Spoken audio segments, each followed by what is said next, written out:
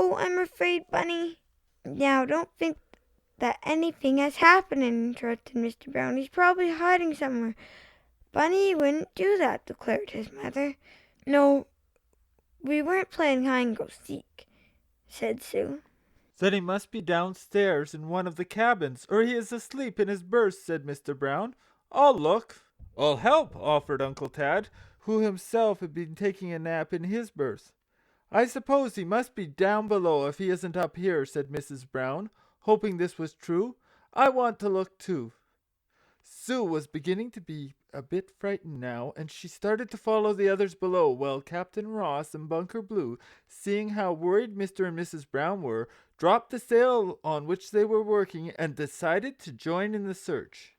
It did not take them long to make a search of the boat below decks. No Bunny was to be found. He was not in his own bunk, nor was he in that of anyone else. Nor was he in the small room where the gasoline motor was built, though Bunny liked to go there to watch the whirring wheels when the motor was in motion. "Where can he be?" exclaimed Mrs. Brown. Then suddenly Sue gave a joyful cry and clapped her hands. "I think I know where he is," exclaimed the little girl. "I just happened to think about it. Come on." Wonderingly, they followed her. Sue ran to the stern of the ferry where the steering wheel was placed.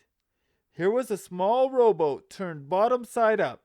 It was kept for the purpose of going to and from shore when the larger craft was anchored out in the bay. Going close to this overturned boat, Sue leaned down so she could look under it. The two ends of the boat, being higher than the middle, raised it slightly from the deck, leaving a sort of long, narrow slot. And Sue called into this slot, "Bunny! Are you there? Answer me! Are you there?" For an instant there was no reply, and Mrs. Brown, who had begun to think she should have looked there first, was about to conclude that after all it was a wrong guess, when suddenly a voice answered, "Yes, here I am." The boat tilted to one side, and out from beneath it came rolling Bunny Brown. He seemed sleepy, and his clothes were mussed, while his hair was rumpled, and there was a queer look on his face. "Why, Bunny! Bunny Brown, what possessed you to crawl under that boat and go to sleep?" asked his mother. "You have frightened us. We thought perhaps you had fallen overboard." "No," said Bunny slowly, shaking his head. "I didn't." "We see you didn't," said his father, a bit sternly. "But why did you hide under the boat?" "I wasn't hiding," answered Bunny, "and if I had fallen overboard into the water, you would have heard me yell," he went on, speaking slowly. "I suppose so," agreed Mr. Brown. "But if you weren't hiding under that boat, what were you doing?" I was thinking," answered Bunny sheepishly. "Thinking!" exclaimed his mother. "Yes, about the dog that took your pocketbook," went on the little boy.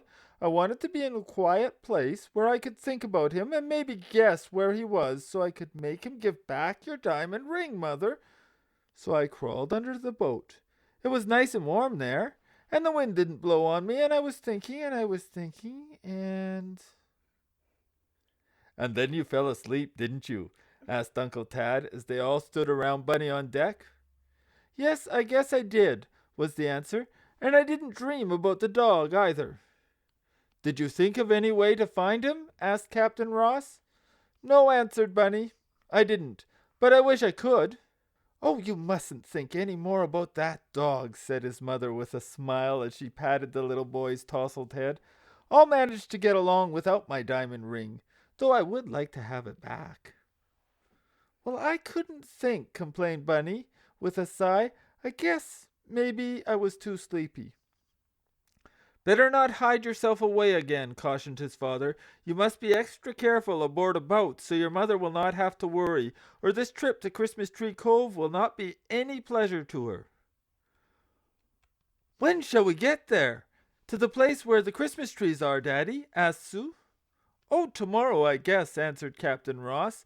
"I'll land you up there, and then I'll cruise back, and I'll come after you to bring you home whenever you want me," he added to Mr. Brown. "We're going to stay all summer," said Bunny. "Wouldn't it be funny if we could find that big dog in your pocketbook at the Cove, Mother?" he asked. "Oh, that could never happen," declared Sue. So the lost bunny was found, and then it was nearly time to get supper. The wind had all died out now, and it was so calm in the cove that Captain Ross decided to start the boat without further delay. "We can tie up wherever you want to overnight, or we can anchor out in the bay, or keep on going," he said to his passengers. "I think we'd better keep on going," said Miss Brown. "I shall worry less about Bunny and Sue when they are lost if it happens on dry land. I know then they haven't fallen overboard. We can fall in offshore just the same as off a boat," suggested Bunny. "Not quite so easily, and you must be careful when you get to the bungalow in Christmas Tree Cove," said Daddy Brown. The bungalow was right on the shore, but the water is shallow for a long distance out, he went on. "Oh, I'm not going to fall in," declared Bunny. "Then we'll start and travel all night," said Captain Ross. "Speaking of falling into the water," he said with a jolly laugh, "can you tell me the answer to this riddle, Bunny or Sue? Why should you tie a cake of soap around your neck when you go swimming?" "I never tied a cake of soap around my neck," said the little girl. "I like to play the cake of soap is a boat in the bathtub," remarked Bunny. "It's lots of fun. But this is a riddle," went on the seaman. "Why should you tie a cake of soap around your neck if you go swimming in deep water?" "It can't be for you to eat if you get hungry," said Bunny. "Can it, Captain Ross?" "Oh, of course not!" cried his sister. "How could you eat a cake of soap?" "You could if it was chocolate cake," returned the little boy. "But that isn't the answer to the riddle. Please tell us, Captain," he begged. As Bunker Blue began to pull up the anchor. "When you go swimming in deep water and get carried too far out, if you have a cake of soap tied around your neck, it might wash you to shore." "Ha ha ha ha ha!" laughed the jolly old soldier. "Do you see, Bunny, Sue? If you had a cake of soap on your neck, it could wash you ashore. Soap washes, you know. That's a pretty good riddle," twinkled Tad, while the two children laughed. "I must remember that to tell my old friend Joe Jamison when I get to Belmere. A cake of soap washes you ashore. Ha ha ha!" "Oh, I know a lot of better ones than that," said Captain Ross. "Only I can't think of them just now." "Well, all clear, Bunker," he called. "Yes, sir," was the answer. "Then start the motor." And soon the ferry was under way again. Supper was served as the boat slipped through the blue water of the big bay. It was a calm, quiet, peaceful night, quite different from the one of the storm, and Bunny and Sue did not have to be strapped in their bunks. They slept well, and when they came on deck in the morning they looked over towards shore. "Oh, what a lot of Santa Claus trees!" cried Sue. "Look, Bunny!" "That's Christmas Tree Cove up there," said Captain Ross, pointing to the evergreens, where they were thickest. "We'll soon be there."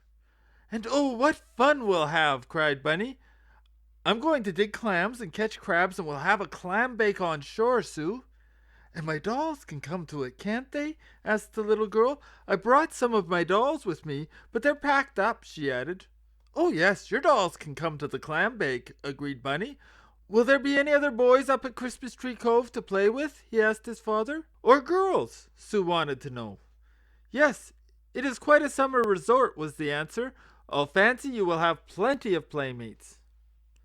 "I had better be getting things ready to go ashore, I suppose," said Mrs. Brown. "Yes," answered her husband, "I'll help you." They were just going down into the cabin, and Bunny and Sue were on deck looking at the distant green trees, when there was a sudden shock, a bump, and the boat keeled far over to one side. It seemed as if the ferry had struck something in the water. "Oh, we're going to sink!" cried Sue. End of chapter 12.